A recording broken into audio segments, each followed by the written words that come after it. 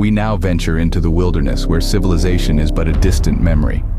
Our tale begins with a hiker, a lover of nature's unspoiled beauty. One day he finds himself off the beaten track, lost within the dense, whispering woods.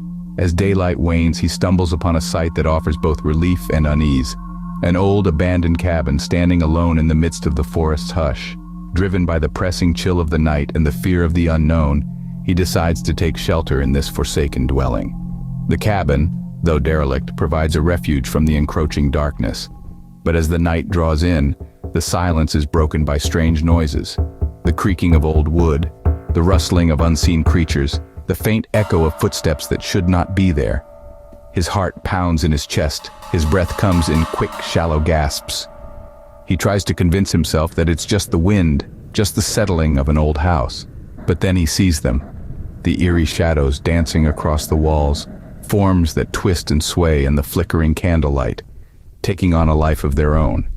His terror peaks when he realizes he's not alone. The cabin, seemingly abandoned, is not empty. The nocturnal noises, the spectral shadows, they don't emanate from the wind or the old wood. They stem from something or someone else. Something that lurks in the corners of the cabin. Something that watches from the dark, something that shares the night with him. In the middle of nowhere, he found something truly terrifying. It wasn't the isolation or the unknown wilderness that chilled his bones. It was the realization that he was sharing his refuge with an unseen entity. This cabin, his only shield against the night, had become the stage for his own haunting tale. A chilling reminder that sometimes the most dangerous places are the ones we least expect. Our next tale brings us to a place that should have been a sanctuary. Picture, if you will, a family brimming with excitement, moving into a new home. A fresh start, dreams waiting to be realized. Their joy soon turns to curiosity as they stumble upon a hidden room, a forgotten space tucked away from plain sight. Initially, the discovery brings a thrill, a secret corner in their new haven, an extra piece to their puzzle. But as days turn into weeks, the room begins to reveal its true colors. It's not just an empty space, it's a vault of secrets, a keeper of the unknown. The family starts to experience events that are, shall we say, unsettling. Their sanctuary is transforming into a stage for the uncanny. Doors creak open in the middle of the night, objects disappear only to reappear in the room, and whispers echo from the walls when no one else is around. A sense of dread begins to creep into their lives, a shadow that grows darker with each passing day. The room, once a symbol of intrigue, now becomes an emblem of fear. The family tries to ignore, to dismiss, to rationalize, but the room continues its haunting dance, each step perfectly choreographed to a symphony of fear. And then, the climax. A horrifying revelation that sends a chill down their spines, a truth so terrifying it freezes the blood in their veins. The room, their discovery, their secret space, was not just a forgotten corner of the house. It was a tomb, a silent testament to a dark past that the house had witnessed. The whispers, the creaks, the disappearing objects, they were all echoes of a time long gone, a time that was begging to be remembered.